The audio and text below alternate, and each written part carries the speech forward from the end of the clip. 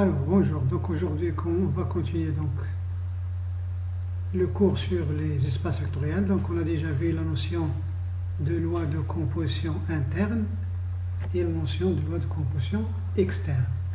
Donc aujourd'hui on va donner la définition d'un espace vectoriel. Donc qu'est-ce qu'un espace vectoriel?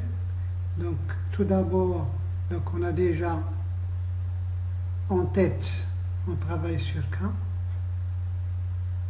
C'est l'ensemble R où C. Donc on définit un espace vectoriel sur un corps K. Nous donc on fixe soit K égale R, soit K égale à C, menu de l'addition et de la multiplication. Là entre les réels et la multiplication entre les réels lorsqu'on travaille avec K égale R. Là c'est l'addition entre les complexes, la multiplication entre les complexes lorsqu'on travaille avec K égale C. Donc, soit E, un ensemble donc non vide, muni d'une loi de composition interne qu'on va noter par un plus, étoile ou n'importe quel autre symbole. Mais en général, donc on utilise le symbole plus. Et d'une loi de composition externe qu'on va noter par un point. Donc on a un ensemble E non vide. Et on a deux lois, une loi de composition externe et une loi de composition interne et une loi de composition externe. Donc, le triplet qui est formé par E, la loi interne et la loi externe. Ce triplet-là, on dit que c'est un espace vectoriel où en abrégé, on écrit EV ou EV sans point, espace vectoriel. Donc on dit que c'est un espace vectoriel sur K. Là, lorsqu'on parle d'espace vectoriel sur un corps K. Donc K, dans notre cas, c'est soit R, soit C. Si on a les propriétés suivantes.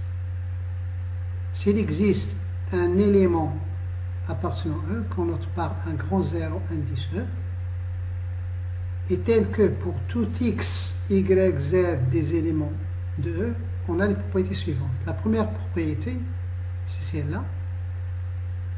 Donc, quel que soit x, y dans E, on doit avoir x plus y égale y plus x. C'est-à-dire l'image du couple x, y égale l'image du couple y, x. C'est-à-dire qu'on dit que la loi est une loi commutative. Donc, la loi plus est une loi commutative. La loi interne est une loi, on dit qu'il est une loi commutative. Donc on a vu, lorsqu'on a vu des exemples de lois de composition interne, on a vu des lois commutatives et on a des lois qui ne sont pas commutatives, comme par exemple la différence dans l'ensemble Z. Deuxième propriété que doit vérifier la loi de composition interne, c'est que si on fait x plus z entre parenthèses et le résultat, on fait x plus le résultat de y plus z, ça donne un élément de E. D'autre part, on peut faire cette opération là, on fait d'abord x plus y, ça donne un élément de E, plus z, ça donne un autre élément. Donc en général, cette quantité là n'est pas égale à celle-là. Mais pour la définition d'un espace vectoriel, on doit avoir cette propriété-là. Soit qu'on fait x plus, entre parenthèses, y plus z, ça donne le même résultat que lorsqu'on fait x plus y et ensuite on fait z. Donc on dit que la loi elle est associative. Associative. Et dans ce cas-là, on peut écrire x plus y plus z sans parenthèse pour faire ces calculs. Soit qu'on commence par x plus y, ensuite plus z, ou bien y plus z, ensuite plus x à gauche, ça donne le même résultat. Et cette écriture-là, on ne peut l'utiliser que lorsqu'on sait que la loi elle est associative. Troisième propriété, x plus l'élément qu'on a noté par 0e, qui doit exister dans E, x plus l'élément 0e, c'est la même chose que 0e plus x, et ça donne toujours x. on dit que 0e est l'élément neutre de la loi plus. Et l'élément neutre. Quatrième propriété,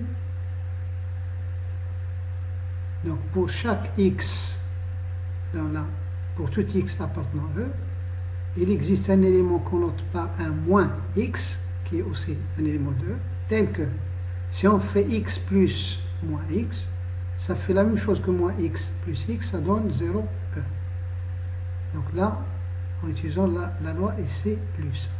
Et même si la loi ici elle est notée de la même façon que l'addition dans R ou bien dans C, ça n'a pas la même signification. Tout simplement, ce symbole-là, c'est une loi. Donc c'est une loi qui est une loi de composition interne sur E. Donc cette loi elle doit être commutative, associative, il doit avoir un élément neutre, et tout élément il doit avoir ce qu'on appelle un symétrique. Donc le symétrique de x, on le note par moins x. On l'appelle le symétrique de x. Donc on doit avoir ces quatre propriétés. Ça concerne donc la loi de composition interne. Et on va voir quatre autres propriétés qui vont concerner la loi de composition externe et la loi de composition interne. Et en plus, quel que soit alpha, bêta des éléments de K, on doit avoir cette cinquième propriété. Donc si on fait x plus y, ça c'est un élément de E. Alpha point, cet élément-là, c'est un élément de E. Si on fait alpha point x, ça c'est un élément de E, puisque la loi est une loi de composition externe, ça c'est un élément de E. La somme, ça donne un élément de E. En général, ce calcul, ça donne un élément de E, et ce calcul-là, ça donne un autre élément de E. Donc, c'est pas obligé que ce soit égaux, ces deux éléments-là. Mais pour la définition d'un espace vectoriel, on doit avoir cet élément-là et cet élément-là qui doivent être égaux. Soit on fait ce calcul ou ce calcul-là, on obtient le même résultat. Donc ça, c'est une sorte de distributivité de la loi externe par rapport à la loi interne. C'est une sorte de distributivité à gauche. Sixième propriété, là, si on fait alpha plus bêta et bêta sont des éléments de K. Donc alpha plus bêta, c'est un élément de K, qu'on peut appeler un lambda. Donc lambda.x. Donc tout ça, ça donne un élément de E. D'autre part, on peut faire alpha.x, qui est un élément de E, plus bêta.x, qui est aussi un élément de E. En général, cet élément-là est différent de celui-là. Mais dans la définition d'un espace vectoriel, on doit avoir cet élément qui est toujours égal à cet élément-là. Et dans cette écriture-là, il faut bien comprendre les symboles qui sont utilisés. Là, alpha plus bêta, c'est une addition dans K. Donc c'est l'addition dans K. Le point, c'est la multiplication externe. L'addition qui est là, c'est l'addition entre des éléments de E. C'est l'addition dans E. Ça, c'est pour la sixième propriété. Pour la septième propriété, on doit avoir, donc si on prend donc alpha et bêta appartenant à K, alpha fois bêta c'est un élément de K. Alpha fois bêta c'est un élément de K. Donc on peut le multiplier par x, la multiplication externe. Donc ça donne un élément de E. D'autre part, si on prend bêta.x, ça c'est un élément de E. Un certain z. Alpha.z, c'est aussi un élément de E. Donc en général, pour une loi interne et une loi externe, ces deux éléments-là, ils ne sont pas les mêmes. Mais pour la définition d'un espace vectoriel, on doit avoir ces deux éléments qui sont égaux. Quel que soit alpha, bêta, x, si on fait alpha fois bêta point x, ça doit donner la même chose que si on fait bêta point x et ensuite alpha point le résultat bêta point x. Et huitième et dernière propriété, si on prend le 1 qui est l'élément neutre de la multiplication dans K, le 1, soit le 1 réel, soit le 1 complexe, 1 point X. 1, il appartient à K, X, il appartient à E, donc 1 point X est un élément de E. En général, 1 point X, c'est pas obligé que ce soit égal à X. Mais pour la définition d'un espace vectoriel, on doit avoir cette propriété-là. 1 point X, ça doit redonner X. Mais il ne faut pas croire que 1, c'est l'élément neutre de quoi que ce soit, puisque là, c'est une multiplication externe. 1, il vient de l'ensemble K, X, il vient de l'ensemble E. Donc on veut tout simplement avoir, on doit avoir 1 point X égale X, pour tout X appartenant à E. Donc, la définition d'un espace vectoriel sur le corps K, il est fondé donc sur 8 propriétés. 1, 2, 3, 4, ce sont des propriétés qui concernent la loi interne. Et ces 4 propriétés signifient que, on dit dans ce cas-là que l'ensemble E, muni de l'addition, on dit que c'est un groupe commutatif. Dans certains livres, on dit que ça c'est un groupe commutatif. Un groupe, puisqu'on a la propriété 2, 3 et 4, est commutatif lorsqu'on a la propriété 1. Donc 1, 2, 3, 4, ça signifie que E plus doit être un groupe commutatif, en plus des 4 propriétés 5, 6 et 7. Donc les nombres, les éléments alpha qui appartiennent à K, on va les appeler des scalaires. Les éléments x, y qui sont dans E, on va les appeler des vecteurs, lorsqu'on est dans un espace vectoriel. Donc, quelques exemples d'espaces vectoriels.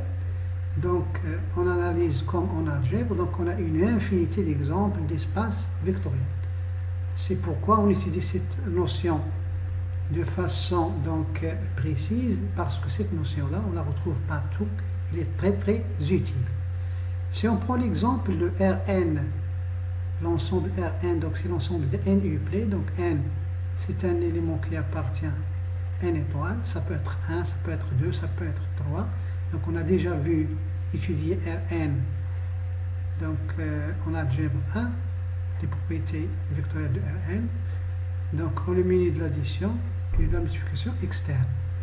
Donc l'addition de 2 n uplets, donc si on a un premier n uplet, donc x1 est formé par les composantes de x1 jusqu'à xn, y il est formé par les composantes y1 jusqu'à yn, et si on prend alpha appartenant à R, donc là on travaille avec k égale R, on a déjà défini la définition x plus y, le centre de n uplets.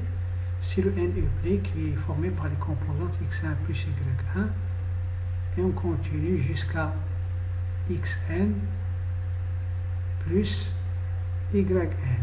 Et la multiplication externe est définie par alpha point le n uplet x, c'est le n uplet dont les composantes sont alpha 1 fois x1 jusqu'à alpha fois xn. Alpha est un réel, xn est un réel, donc alpha xn est un réel. Donc avec ces opérations-là, Rn plus point est un R espace vectoriel. Donc pour vérifier ces propriétés-là, donc tout de suite, si on fait x plus y, donc qui est égal à ce n uplet, à l'intérieur ici des composantes x1 plus y1, c'est la même chose que y1 plus x1. Puisque l'addition est commutative dans R. Et c'est la même chose que donc x1 plus y1, c'est la même chose que y1 plus xn. Et ça, ce n'est autre que y plus, ça c'est la définition dans Rn, plus x. Donc là, à chaque fois, il faut faire la différence entre les opérations qu'on fait. Là, ce sont des opérations dans Rn, là, ce sont des opérations dans R. Donc on a la commutativité. La commutativité. Si on fait la deuxième propriété, si on prend x plus y plus z, avec z de composante z1 jusqu'à zn, ça va faire x plus y plus z, ça va faire y1 plus Zn jusqu'à Yn plus Zn. Et par définition de l'addition dans Rn, ça fait le n uplé, donc x1 plus celui-là. On doit le mettre entre parenthèses, y1 plus z1. On continue jusqu'à xn plus le terme yn plus zn. Et ça, c'est égal. À l'intérieur de ces composantes-là, les éléments qui sont là sont des éléments de R. x1, y1, z1. L'addition dans R, donc il est associative. Ça, on peut l'écrire sous la forme x1 plus y1, ensuite plus z1. On fait la même chose avec les autres. Ça va faire xn plus yn, ensuite plus zn. En revenant en arrière en utilisant la définition de l'addition entre les n uplés, ça c'est le n uplé x1 plus y1 dont les composantes sont x1 plus y1 jusqu'à xn plus yn plus, là c'est l'addition dans Rn, z1 jusqu'au les zn qui est égal, celui-là on retrouve donc x plus y entre parenthèses plus la z. Donc l'addition entre les n uplés, elle est associative. Donc on a l'associativité. Donc l'associativité. Troisième propriété. Donc l'existence d'un élément neutre. Donc si on note par 0 Rn, c'est le n uplé qui ne contient que des composantes nulles. Si on fait 0 Rn plus l'addition dans Rn, un n uplé grand X, ça fait 0 plus x1 jusqu'à 0 plus xn. 0 plus x1, on est dans R, ça donne x1, jusque dernier, ça fait xn, et là on retrouve grand X. Donc 0n plus grand X égale grand X. Et c'est la même chose que si on fait, d'après la commutativité, grand X plus 0 Rn. Donc 0 Rn, c'est l'élément neutre. C'est l'élément neutre de l'addition entre les n uplés. Quatrième propriété. Donc on note par moins grand X. Donc si grand X, les composantes sont x1 jusqu'à xn, le moins grand X, on va mettre ici moins x1 jusqu'à la dernière composante, ça va faire moins xn. Là, il faut faire attention, bien comprendre les choses. Le moins qui est là, ça n'a pas la même signification que le moins qui est là. Le moins qui est là, c'est l'opposé de x1 dans R. Le moins, qui est un grand moins ici, ça va être le symétrique de grand X. Donc, à partir de grand X, on construit le moins grand X. C'est aussi un élément de Rn. Et si on fait grand X, le n uplé, plus l'addition entre les n uplés, l'élément qu'on vient de noter, moins grand X, c'est la même chose que moins grand X plus grand X d'après la commutativité. Et ça, c'est égal.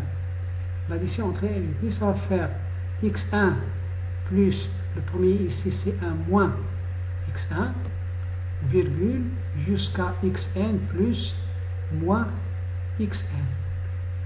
Là, moins xn, c'est l'opposé de xn dans R. Donc ça va faire le 0 de R. La même chose ici. Et donc tout ça, ça va donner le 0 de Rn, le grand 0 de Rn. Donc on a les propriétés de 1, 2, 3, 4. Donc Rn, menu de l'addition, c'est un groupe commutatif. C'est un groupe commutatif. Donc maintenant, il faut vérifier les propriétés 5, 6, 7, 8. Donc pour vérifier ces propriétés-là, donc on va revenir en arrière.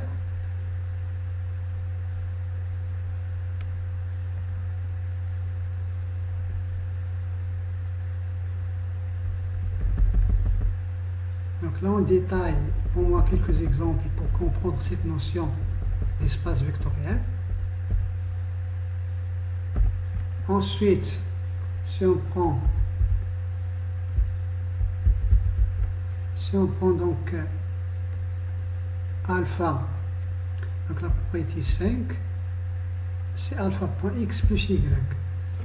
Donc si on fait alpha point, entre parenthèses, grand X plus grand Y, l'addition de deux éléments de E, de Rn. Ça, on suit les définitions. C'est alpha point, le NU plane, X plus Y, ça va faire X1 plus Y1, virgule, jusqu'à Xn plus Yn. Là, on utilise la définition de la multiplication externe. Ça va nous faire à l'intérieur alpha fois X1 plus Y1, et la même chose pour les autres, alpha fois Xn plus Yn. À l'intérieur des composantes, le produit, c'est le produit d'un élément de R avec la somme de deux éléments de R. On sait que la multiplication est distributive par rapport à l'addition dans R. Donc ça va faire alpha fois X1 plus alpha fois Y1. Virgule, on va jusqu'au dernier, c'est alpha Xn plus alpha Yn, qui donne tout simplement, là, on voit ici la somme de deux éléments. Celui-là, on peut le noter A1 plus B1. Jusqu'au dernier, c'est AN, BN.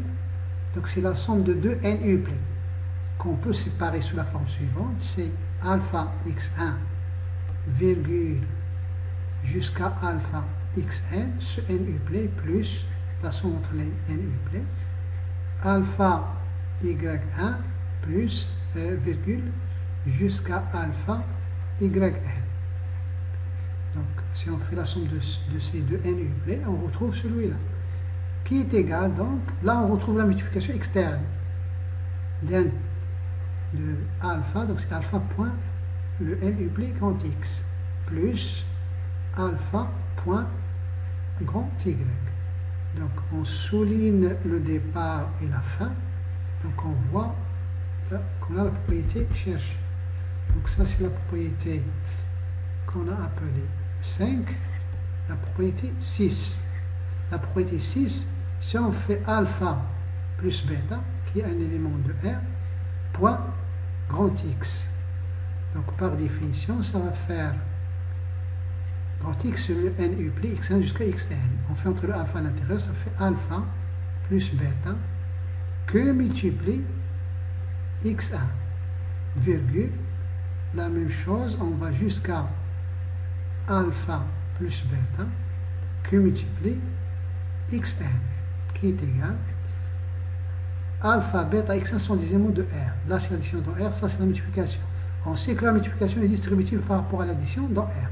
Ça va faire alpha fois X1, je n'écris pas le symbole fois, plus bêta X1, virgule, la même chose pour les autres, on va jusqu'à alpha Xn plus bêta Xn.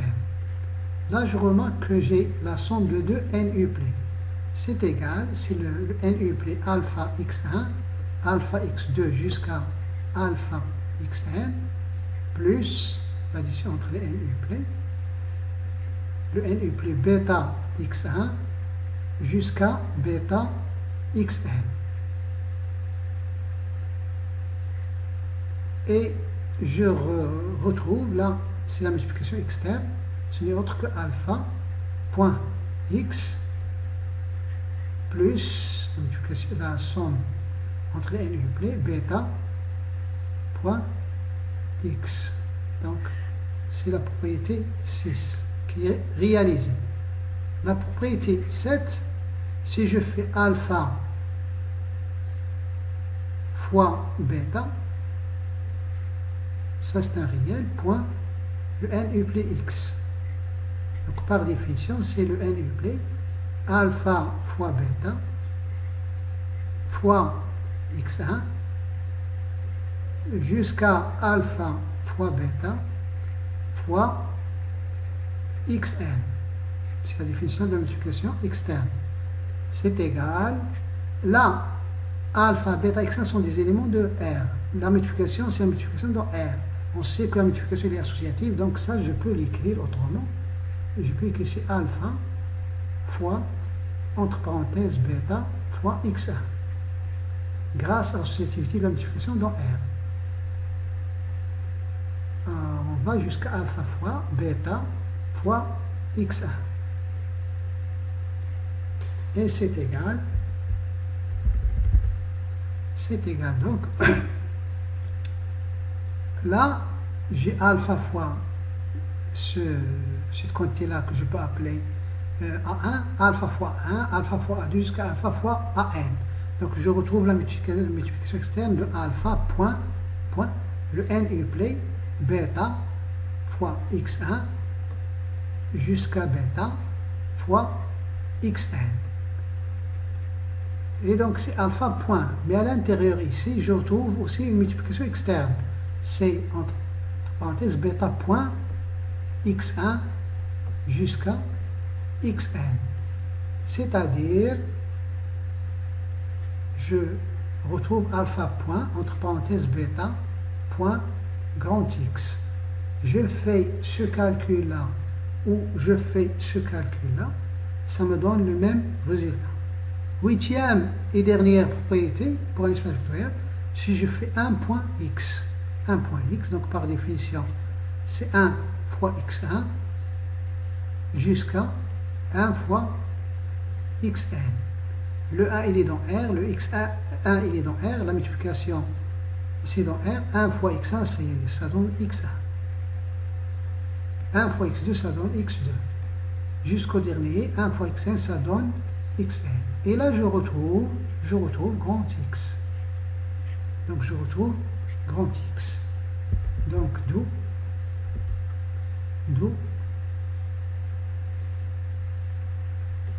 l'ensemble des n uplets Rn muni de l'addition entre les n uplets et la multiplication externe d'un n uplet par un réel est un espace vectoriel sur R.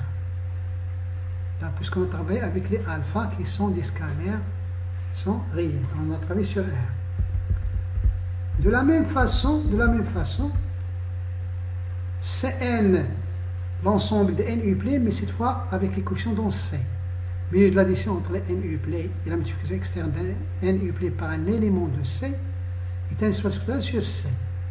Là, il faut faire attention à l'écriture. Donc là, le Cn, c'est égal à l'ensemble des grands X qui sont de la forme x1 ou bien z1, écrivons x1, jusqu'à xn, tel que x1 jusqu'à xn sont des éléments de C, pas des réels, hein?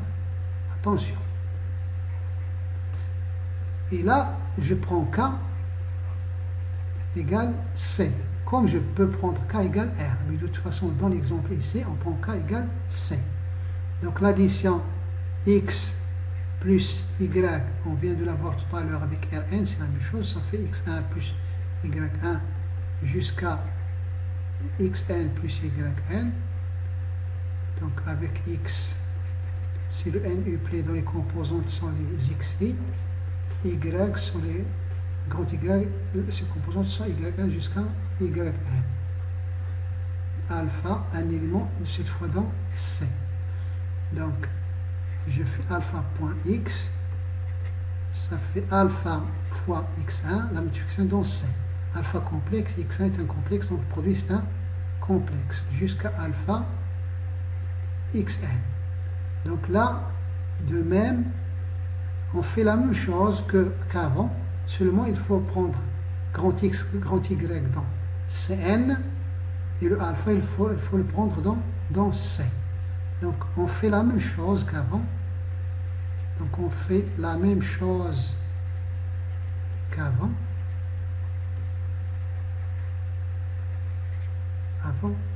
Avec alpha, bêta, dans ce cas-là, sont des complexes qui sont dans C. Et grand X, grand Y, grand Z, les N uplés sont dans C, N. Mais le travail est le même. Le travail est le même. On trouve donc que Cn, muni de l'addition entre les N uplés, la multiplication externe, est un espace vectoriel sur C, est un espace vectoriel sur C. Et on peut montrer aussi que on a aussi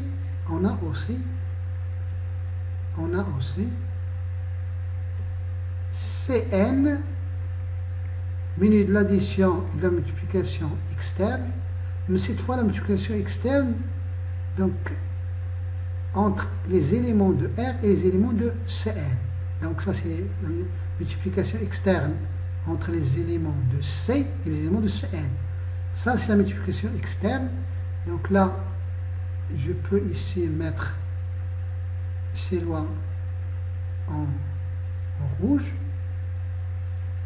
mais je peux aussi travailler avec Cn muni de l'addition, donc l'addition entre les n uplés, je peux la laisser en rouge, c'est la même addition. C'est la même addition, c'est une addition interne. Mais pour la multiplication ici, je peux travailler sur R. Donc on a aussi Cn plus point est un espace vectoriel sur R. Un espace vectoriel sur R. Ceci en prenant les scalaires dans R. En prenant les scalaires dans R. Donc il y a une différence entre un espace vectoriel sur C et un espace vectoriel sur R. Dans ce cas-là, les scalaires appartiennent à C, alpha, bêta doivent être dans C, et dans ce cas-là, les alpha, bêta doivent être dans R.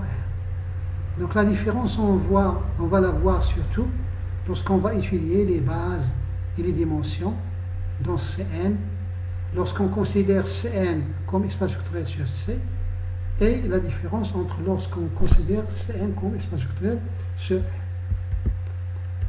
Donc il y a des espaces vectoriels qui sont des espaces vectoriels sur R, il y a des espaces vectoriels qui sont des espaces vectoriels sur C, et il y a des espaces vectoriels qui peuvent être sur C et sur R, donc suivant la multiplication externe qu'on choisit.